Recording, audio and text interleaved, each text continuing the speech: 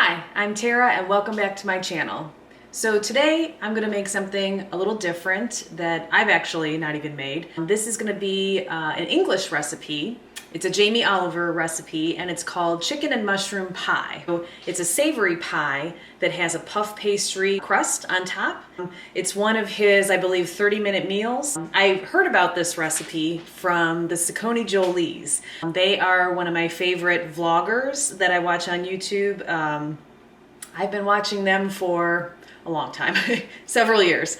But Anna on the show, she cooks every day basically, and one of her favorite recipes to make for her family is the chicken and mushroom pie. So she just recently made it. It looked really good, so I looked it up and I thought that'd be something fun to make. What this calls for, we've got some boneless, skinless chicken breasts that we'll chop up in a bit.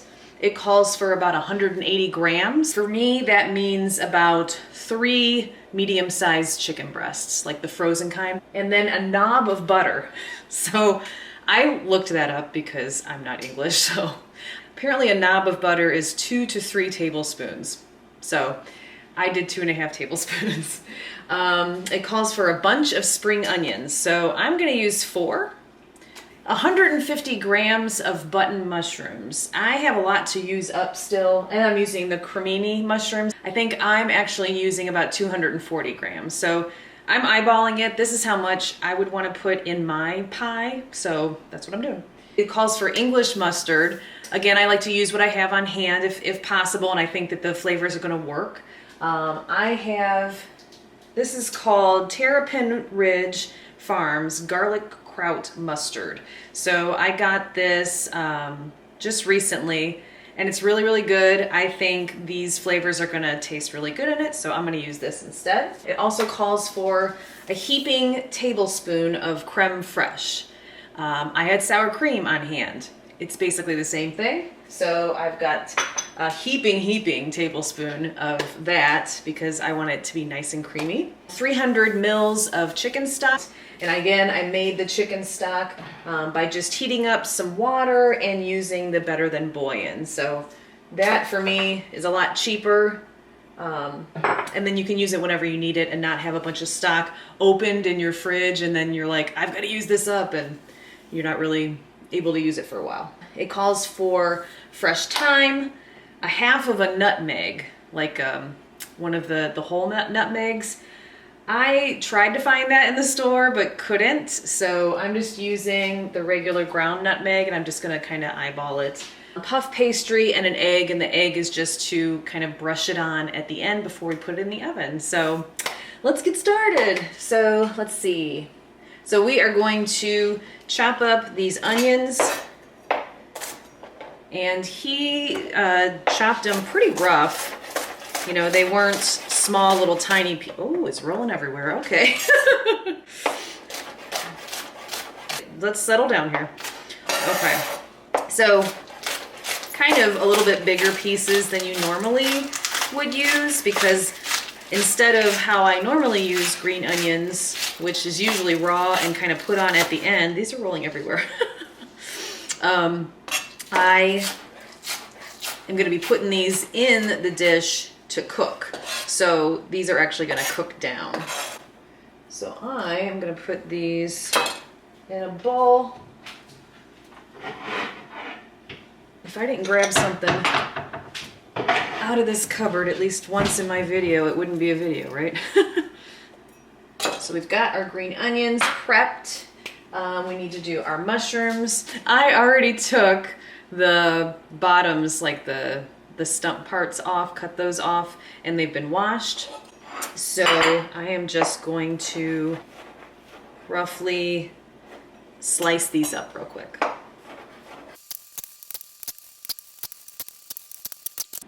There we go, and we will just put these back in the bowl until we need them.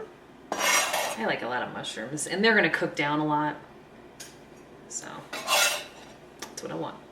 All right, so I've got the chicken in a plate here down in the sink. So I'm just gonna pull out each chicken breast, and he says to cut them in strips. I'm gonna cut them in cubes just because I think it makes sense. Again, always think about, you know, what the bite is going to be like. So how big would you want each ingredient to make up that bite that you're going to take?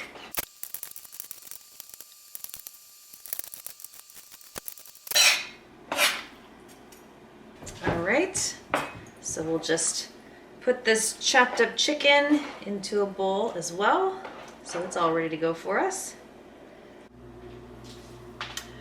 Okay, so we've got a pan.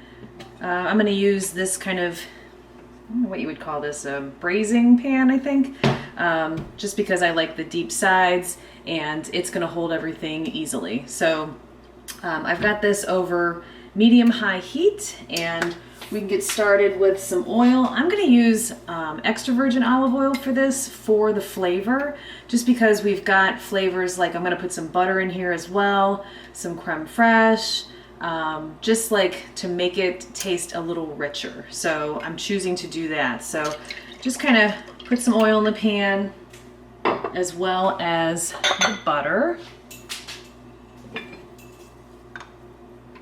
A knob of butter. And we're gonna let that melt a bit. Okay, once the butter is nice and melted, we'll go ahead and put in our chicken.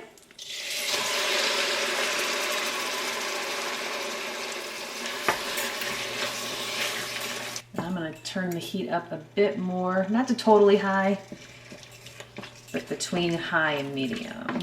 And we can season this with some salt. Pink Himalayan sea salt is what I'm using. Some black pepper.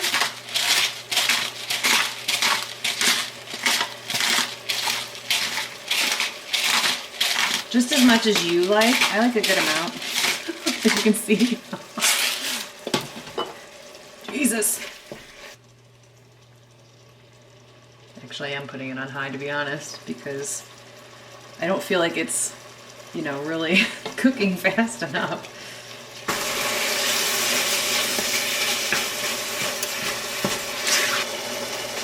Once the chicken has lost the pink color, we can start moving on, and we will add the onions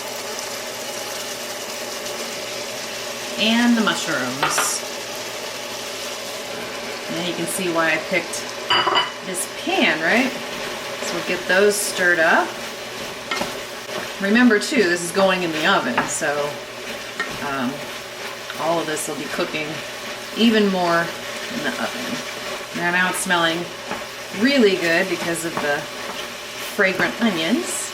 All right, and this, I'm gonna take this down to our regular medium heat or so. Now we can go ahead and add the flour. So this is, again, a heaping teaspoon of flour. So you can kind of see how much that is. Like, I just took one of these teaspoons and just like heaped it as much as I could. And I'm just gonna sprinkle it over kind of evenly. And mix that up so we can coat everything. This is gonna help thicken the mixture.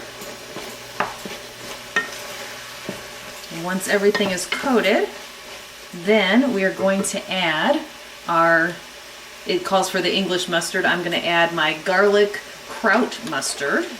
And this calls for 2 teaspoons of the mustard. So just kind of do it like this. No more. Because that's what I think. Stir that in. Starting to stick just a little bit, but that's okay. I'm keeping an eye on the bottom of the pan to make sure that it's not getting too dark. We're also going to add our sour cream or creme fraiche, whatever you have. This is a super duper heaping tablespoon. Stir that nice and creamy. This is going to be so good. Oh gosh, that smells really good with the mustard and the sour cream. Really good. And we also, at this point, add our chicken stock.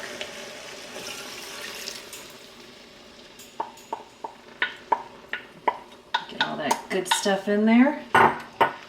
This is your chance when you put this liquid in to kind of get in there, and if anything is stuck to the bottom of the pan, just kind of, you know, get it unstuck a bit. Okay, and this is where we will then add the nutmeg and the fresh thyme. So again, I just have the ground nutmeg, which I'm guessing a lot of you are going to have the same. I'm just going to go ahead and sprinkle in like this much. Just a light sprinkle kind of all over. Ooh. Okay. Oh, that smells really good with the nutmeg. Oh my goodness. Really, really good. Okay, and it's bubbling now. Ooh. Get it all over me. Now we're going to put in the fresh thyme. I am going to, you know, actually take this off of the stems. So fresh thyme looks like this, and all of the leaves point up. So your best bet is kind of for each little like branch or whatever, for each little branch, kind of take your finger and just slide down, and then you'll get the pieces of thyme to come off, and then at the end you can just kind of pick it off. So you just kind of do that to get most of the thyme off. I just don't want the stems in there, because you want to just be able to take a bite and not be picking your teeth with stems. You really just kind of eyeball how much thyme you want to put in. Because it's fresh, you can, you know, kind of put a decent amount in. Anytime that you're using dried herbs, and you could use dried thyme in this, you just would use less because it's more like potent if it's dried. But I'm going to put a decent amount of thyme in here because it's so good. It's going to be so good. And when that crust is on top, oh, it's going to be really good. All right. Okay. Pretty good here. And I'm just stir this up.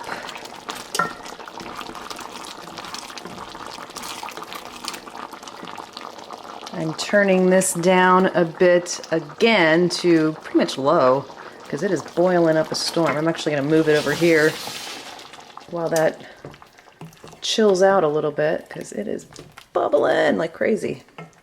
All right, so this is our filling. So we are ready to pour this into a dish and put our puff pastry on top. So I'm going to go ahead and turn off the heat. Bring over my dish. I'm going to use this size dish. What is it? I think these are like 9 by 13. Yeah, 9 by 13 is what I'm using. So I'm going to try and pour this in here without getting it all over my white t-shirt.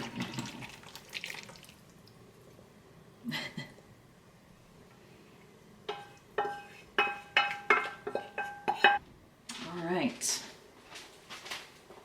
I'm just kind of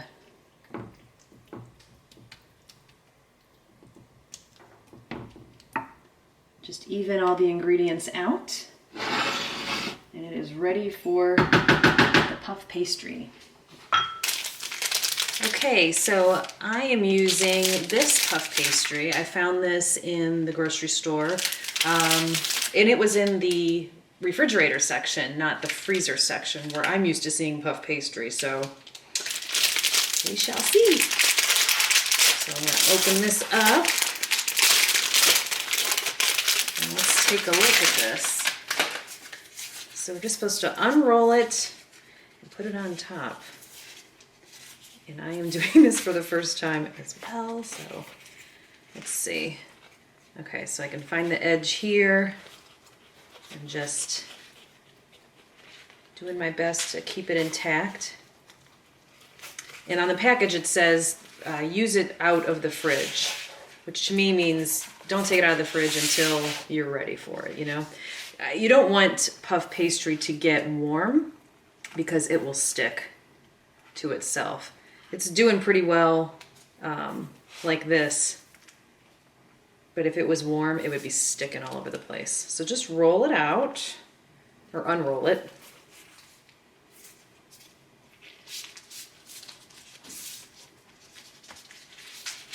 All right. Okay, let's see. We are gonna bring, all right, how big is this? That's about the same size, right? Okay. This might work out nicely. All right. So put your, okay. We're going to take the paper off the other side, throw it in the sink. Okay. All right, we're just gonna lay it on top. Nice, look how good that fits. Oh yeah. And just kind of tuck it into the corners.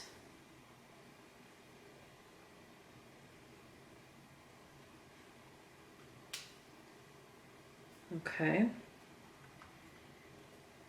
And it says to score it.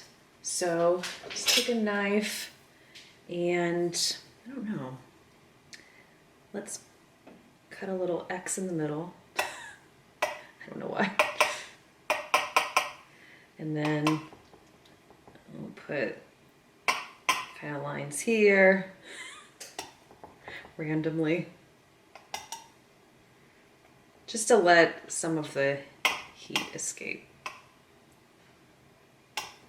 All right, that's about as creative as I'm gonna get with this. Okay, so we need to now, we got our egg here. I'm gonna move this over a little bit. I'm gonna crack our egg and scramble it up so that we can brush it onto the top of our puff pastry.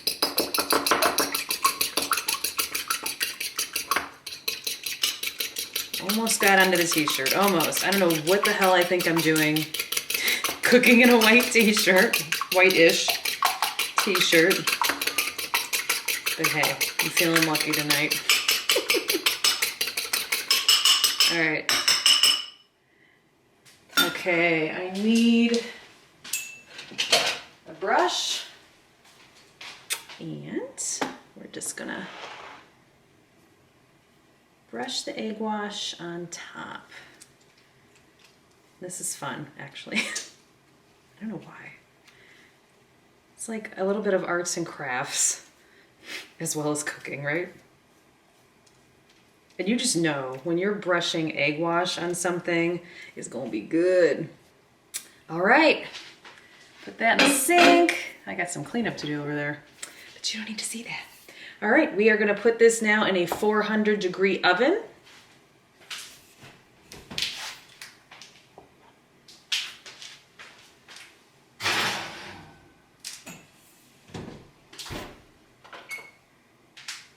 It calls for leaving it in there for about 15 minutes, but Jamie Oliver also says it's done when it looks done. So we're gonna start with 15 minutes on the timer.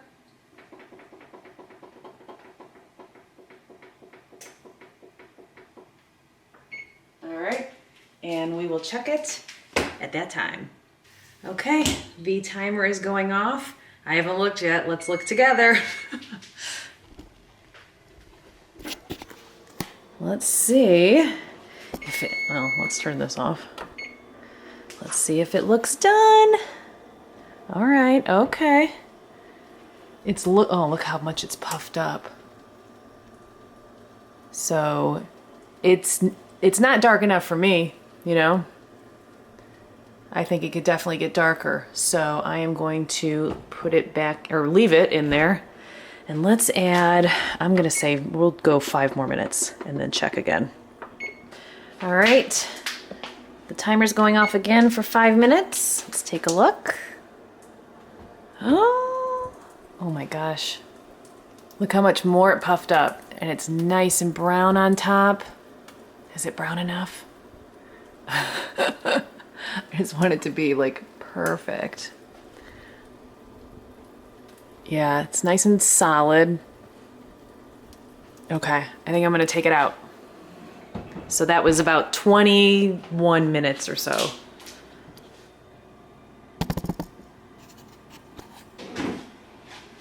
Okay, take this baby out.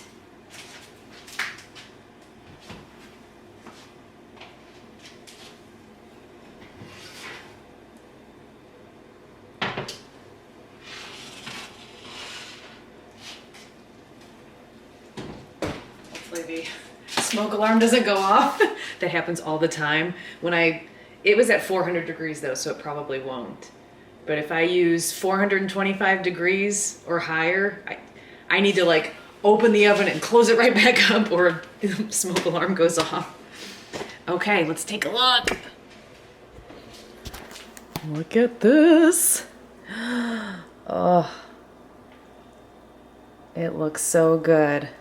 I'm gonna let that rest for, gosh, 5 minutes at least, maybe even 10, just because you know that sucker is molten lava hot right now. So I will let that rest for about 10 minutes or so, and then we'll cut into it and plate it. Okay, it's been about 10 minutes or so. Let's take a look. Okay, I just want you to kind of see when I cut into it here how much of a disaster this is. Okay, all right. Just kind of get this corner piece.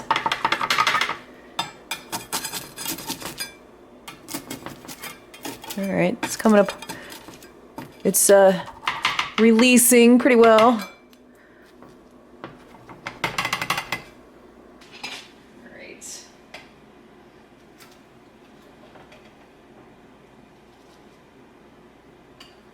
I'm just putting it in kind of like a wide bowl.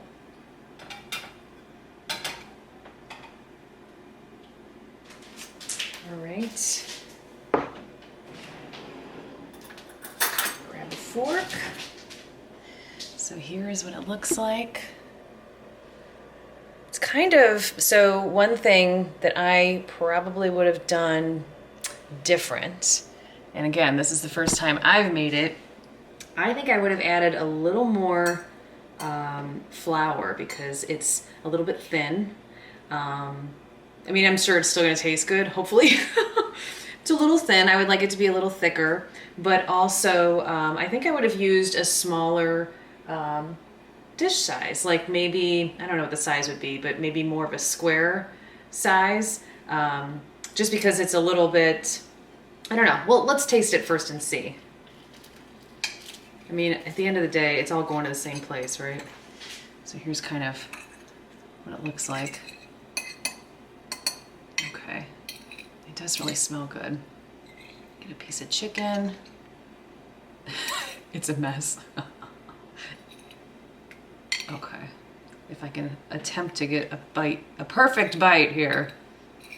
Okay.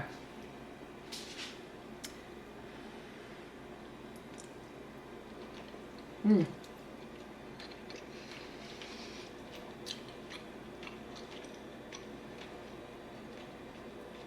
Okay, well, it tastes really good. It tastes really, really good. I would put just a little more flour in. What did it called for? A heaping teaspoon. I'd put maybe a heaping tablespoon in, you know, just to make it a little bit thicker. And you can eyeball that when you've got it in the pan, just thicken it up a little bit more. But I like that I put more mushrooms in it. That tastes really good. Everything tastes really good. I bet it might even thicken up a little bit more as it sits. But yeah, and as far as the size of the pan, it's fine like this. You're just gonna eat more pastry, which, is that bad? I don't know. Maybe that's not bad. Because I mean, you pretty much get a piece of pastry in every bite. Maybe this is the way to go.